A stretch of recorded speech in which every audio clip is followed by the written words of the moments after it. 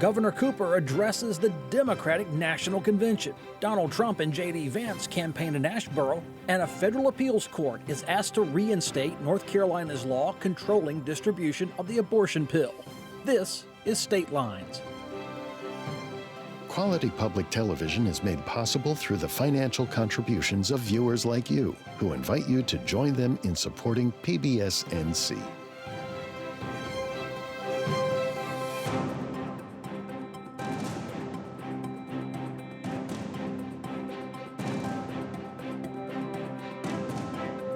Welcome to State Lines. I'm Kelly McCullen. Joining me today, an all-star group of friends and analysts. Joe Stewart in seat 1. Claudia Rivera of Enlace Latino NC debuts on State Lines. Hello, Claudia. Hi, thank you for having me. Well, it's good for you to be here. To your right, WUNC Radio's Colin Campbell.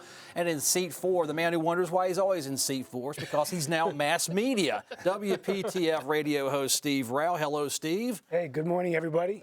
Oh, we have no time to waste, Steve. We'll start with you, ask you about Governor Roy Cooper addressing the DNC on Thursday night. The governor's been giving these interviews on national TV in recent weeks, supporting the Harris-Walz ticket. He was considered a 2024 vice presidential contender. Here's some of his comments. I'm Roy Cooper, the last guy standing between you and the moment we're all waiting for. She went toe-to-toe with some of the world's most powerful executives, and she refused to give in. Let me tell you, this was a huge risk, but she knew it was a risk worth taking. That's Kamala. America, we got a lot of big fights ahead of us, and we've got one hell of a fighter ready to take them on. I know that because I know her. And tonight, I want the American people to know, even if you don't agree with her on everything, Kamala Harris will fight for you to the very end. And when she fights, we win. Well, when she fights, we win, says Governor Cooper. First of all, what do you make of Governor Roy Cooper as a hype man? Well, it's a big night for North Carolina and what I call him the Gov, our Gov, to be on the national stage. I think it says a lot about how much North Carolina is such an important state, right? I mean, I think there's a reason they put him right before the vice president. And, you know, they win North Carolina, they win the presidency. But what I will say that's been very interesting is Governor Cooper has been saying across the country in news interviews that he's smelling 2008. He feels it. And when you ask him why, he's the energy of the Harris campaign. 12,000 volunteers, 9,500 have already done their first shift.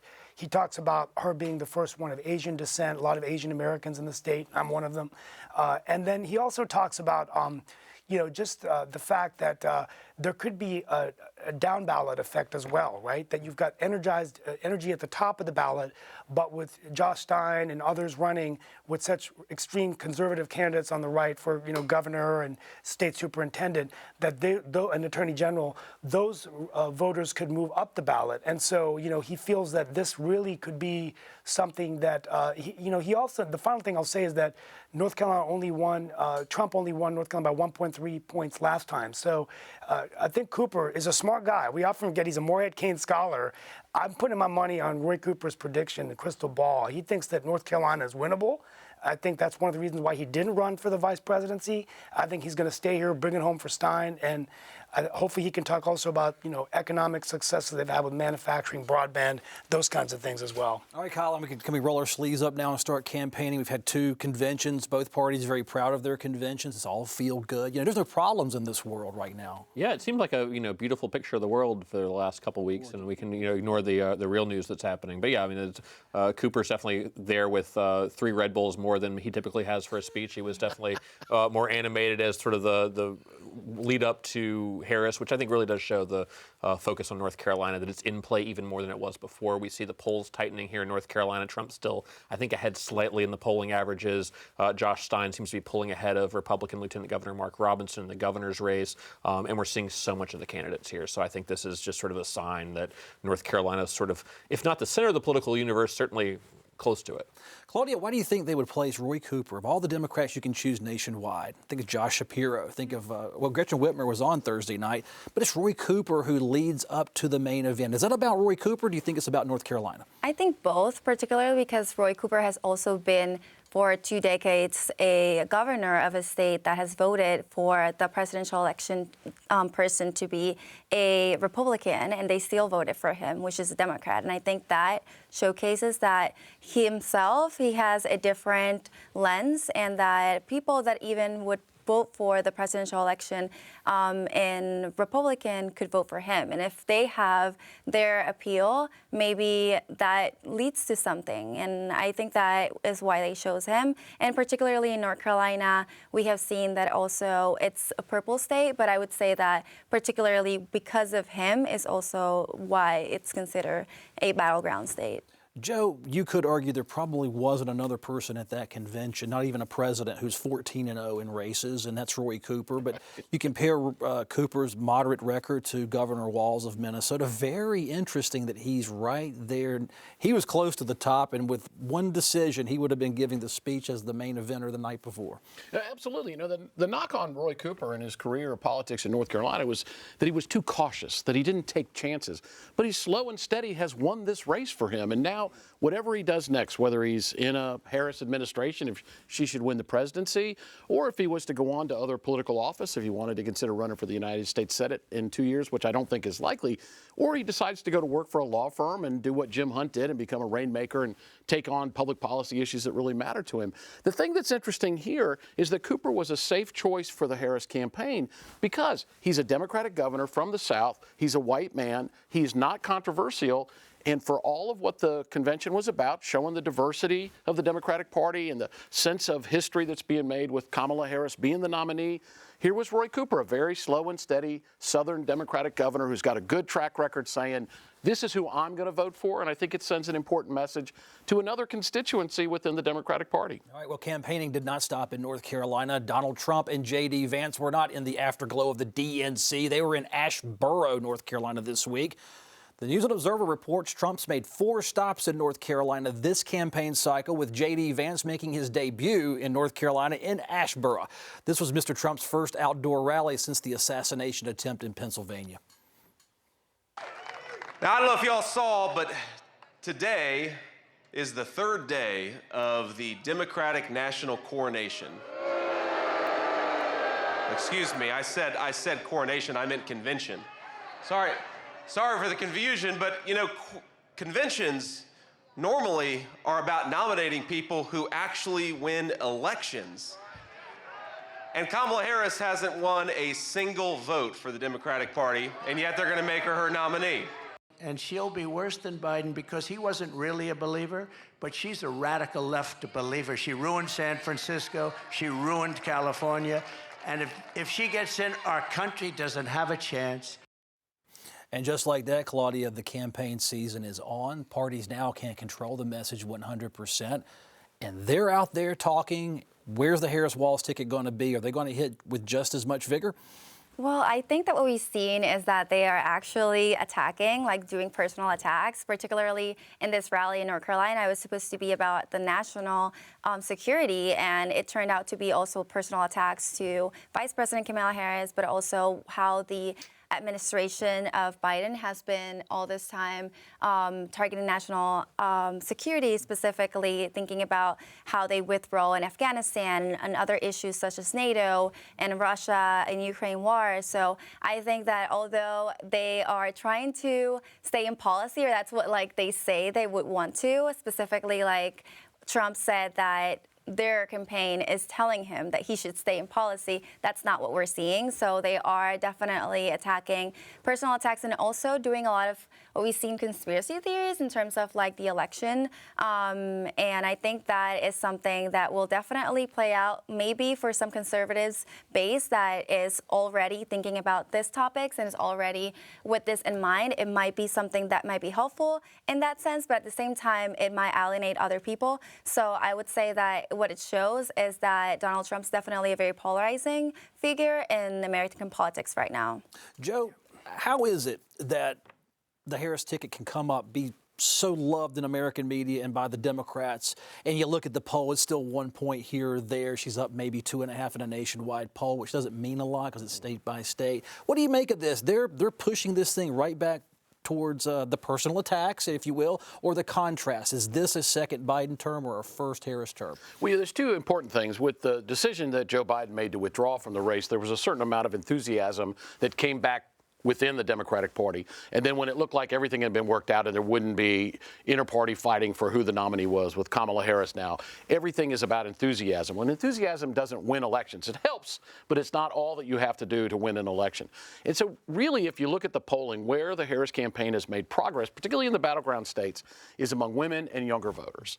And so that relative constituency was probably going to vote for a Democratic candidate for president anyway. They had just lost their enthusiasm for doing that for Joe Biden. So the question is, from this point forward, very little time left in the campaign season, can the Harris campaign convert this into actually picking up, relatively speaking, undecided voters in a few battleground states where the decision on who the next president is will be made? That question's yet to be seen. Steve, what about undecided voters? Are they such a thing anymore with the politics being as polarized as they are? Well, it is. I mean, it's the largest block of voters in North Carolina, and, in the 7 states, this thing's going to be decided. Undecided, not unaffiliated. Well, yeah, there's still a lot of undecided voters out there. I think there's people, we heard during the convention, Oprah Winfrey talking to them on the couch, if you're undecided. Republicans, independents speaking at this convention. And I think the issues that are going to really, it was interesting. Republicans are in, Trump coming here in Asheboro talking about foreign policy, like Claudia was saying, Afghanistan, Russia, Gaza, upset about Iran, the negotiation with hostages and how we basically gave them the money of the $6 billion for oil and then returned it after Hamas attack. But I think at the end of the day, immigration will be the big one that Trump's going to use in terms of those undecideds about, you're seeing these negative ads. Don't know if it's going to work so well if Vice President Harris now as the president can say, and she did a good job last night saying, I will bring back legislation like we did before, bipartisan immigration reform. She's really said, I'm the president, I'm going to do this.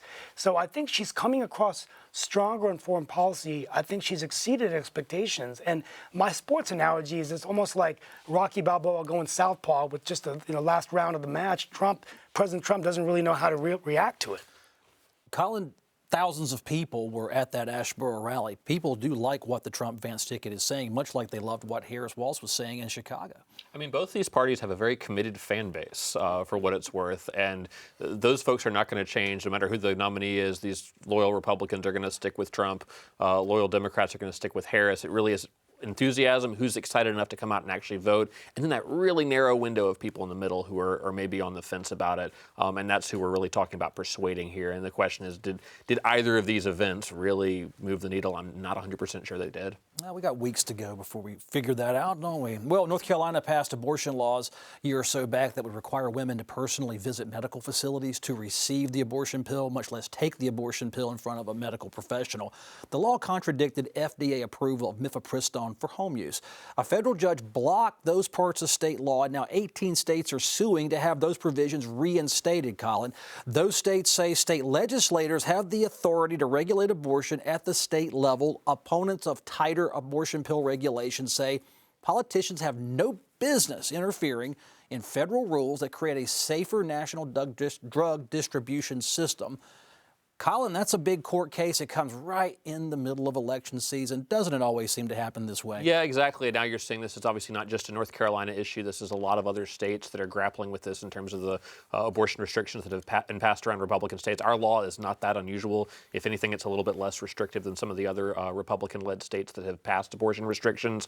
And this is a key provision of this because a vast majority of abortions take place through these types of pills. And the way the North Carolina law was structured, you have to go get it from a doctor. You have to do it in person. That makes it a whole lot harder to get, especially from people in our neighboring states where there's a more strict ban on abortion. And folks are coming here to get abortions that they wouldn't necessarily qualify for in their state. So a lot riding on this, and certainly puts abortion back at the forefront if it wasn't not already at the forefront of this year's election debate.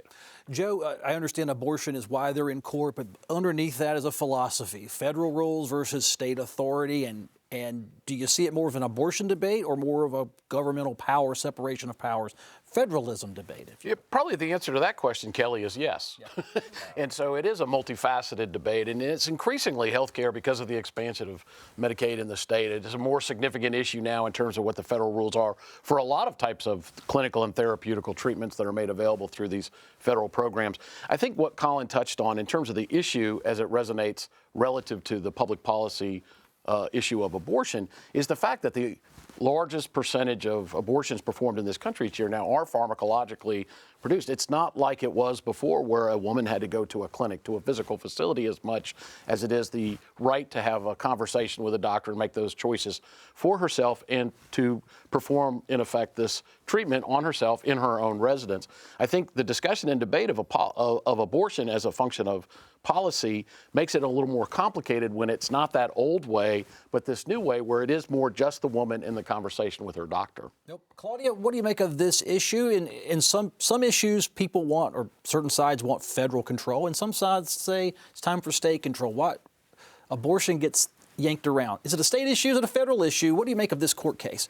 Well, I think that this court case would probably most likely get into the Supreme Court at the end of it, because I believe that, after Roe versus Wade, one of the things that was established is that now the federal court is not necessarily in charge of the abortion issues, and the state level should have that authority. However, what we've seen is that lawsuit against lawsuit, they keep going up the rail because they, in the different courts that they are right now, end up going up, and up. So I just believe that definitely it is a case that we will see in the coming weeks, in the coming months, probably up to the election, that continue talking about it, and probably go up to the Supreme Court as well. Steve, I understand FDA approval. Americans count on the FDA largely and have for many, many years. However, state legislatures say we are elected, we make the rules, and you've been in the equation of politics for several years.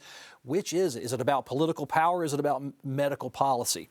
Well, I think in this case it's about political power. Clearly the FDA has indicated that it's not a standard that you can be a doctor and prescribe the medication and not have to require physical exams and all these things that our legislature has done. So, at the end of the day, I think that with most abortions being done with this abortion bill, it does endanger the life. It's been proven medically to endanger the lives of women who can't get an abortion. We have a lot of access issues with health care in states where they are coming to get an abortion if this could deprive them of that chance. And I think it comes down to a woman's autonomy. So at the end of the day, I think it's political. And as Colin said, this is going to be a front and center issue of this campaign. And I think Vice President Harris is very strong on this issue. Reproductive rights. It's an ask of the court. It's not a court ruling yet. Yeah, it's an ask of the court. Right. Yeah. Republican gubernatorial nominee Mark Robinson released a policy platform this week. Mr. Robinson's proposing state tax cuts to help households affected by inflation. He proposes rural broadband internet rollout, at least in a greater scale than we've seen. Road and bridge building expansion is on his plate. He'd support cryptocurrency integration into the economy, but he would oppose, Joe, a Federal Reserve currency should it be proposed. Robinson promises to increase services and spur development in rural areas. In an era of personal attacks to what Claudia has been saying, at least it's 3 pages of something. Right. Lieutenant Governor announced a 10-point plan, and this is more or less a conventional thing that campaigns do. They release platform or positions on certain matters of public policy that they think voters are interested in hearing their position on. Mark Robinson, as a candidate for governor, has probably gotten to be better known in the early part of this campaign for some of the more fiery rhetoric that he's issued in various forums. His name recognition is slightly higher than Josh Stein statewide, but it's not positive name recognition. So this seems to be more or less a usual pivot that the campaign or any campaign would take to try to get the discussion and debate to be more about substantive issues and less about individual expressions of opinion. And I think the Robinson campaign is hoping now that people will take a look at his candidacy again and think of it more in a conventional term and less about some of that previous conversation that he's had on very controversial issues. Claudia, what a wild idea. A political campaign for governor actually rolls out a 10-point action plan to at least consider, to write about, and to analyze. Your take on at least an issue paper coming out of the Republican camp? Well, I think it wasn't very substantial, like the specific points, but I do think that particularly in policy, one of the things that I must highlight is just he specifically talk about the farms, like just we were talking about it just now, basically before starting, and just the impact that it might have for farm workers, because specifically if you deregularize, what he's aiming for is deregularizing different agencies and the farm workers specifically, it can impact farm workers' health. And depending on what deregularization he's talking about, because he also is not specific about it, but it can be impact on the workers' health, and particularly labor protections can also be in place, taking into consideration that right now farm workers are also one of the most difficult work in the U.S., and the U.S. labor has already established that it's one of the works that is more harmful doing. So just taking off regulations from that can potentially be of concern, particularly for the Latino community that I cover, which is more than 0.5% of the farm workers. There you go, Colin. That's a nice angle on this story of deregulation. Lieutenant Governor Robinson has rolled out 10 points. They all seem pretty. Everybody likes roads. Well, most people like roads and bridges. I'm going to say they're the most popular. Bike paths seem to be popular in the Triangle. But what do you make of this? It's something for us to talk about, and he's got 10 points for you to digest. Yeah, and a lot of that stuff that has already come up. The cryptocurrency thing is something the legislature's been dealing with ideologically driven investing practices, which is something that's in this plan. The most concrete thing that I saw in this that actually affects people's day-to-day lives is his plan to cut the 2% tax on groceries. That's sort of a big inflation issue. Josh Stein has a tax cut plan, too, that involves the earned income tax credit, both trying to go around this inflation issue. And how do you save people money?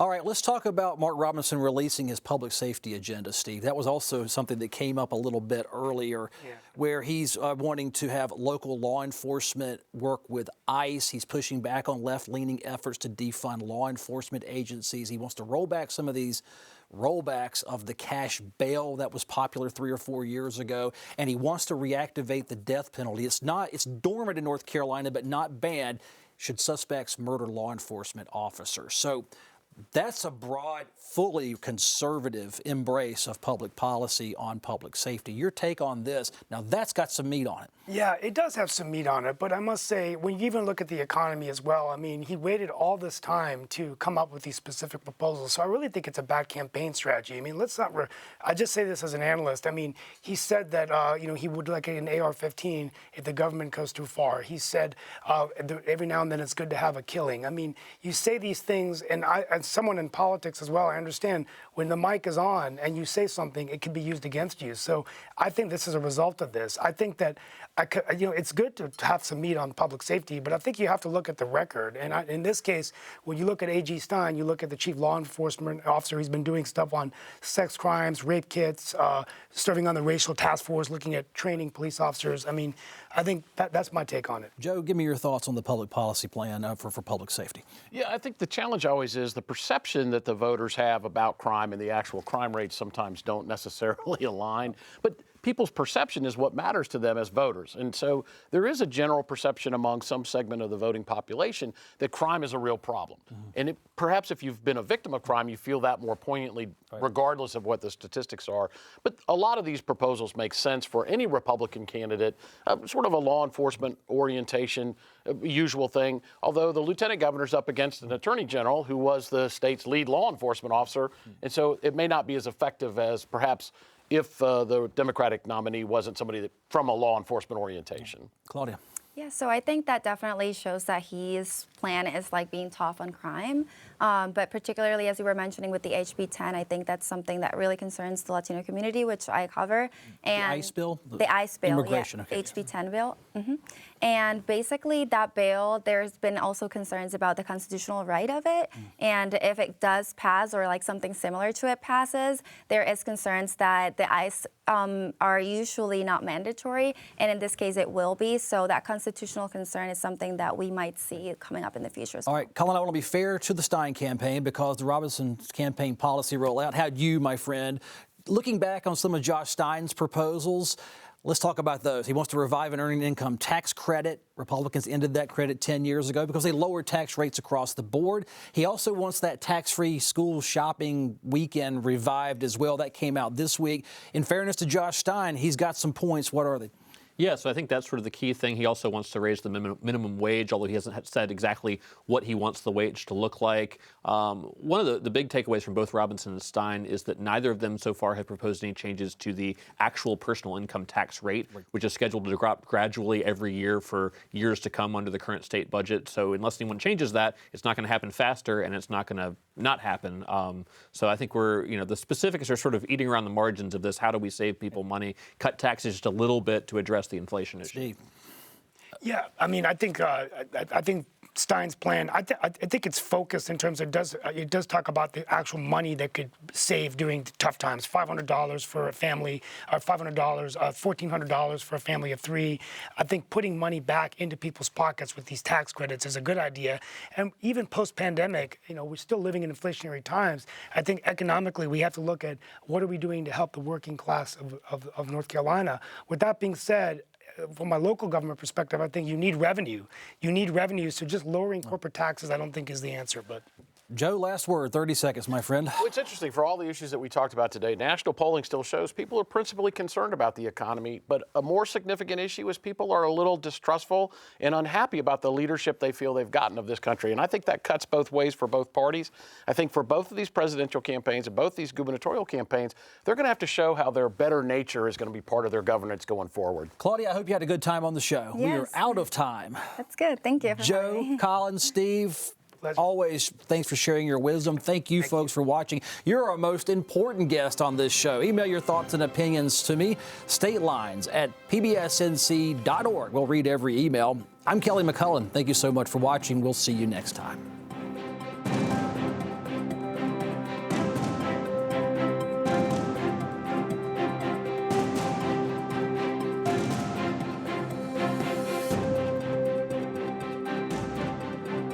Quality public television is made possible through the financial contributions of viewers like you, who invite you to join them in supporting PBS NC.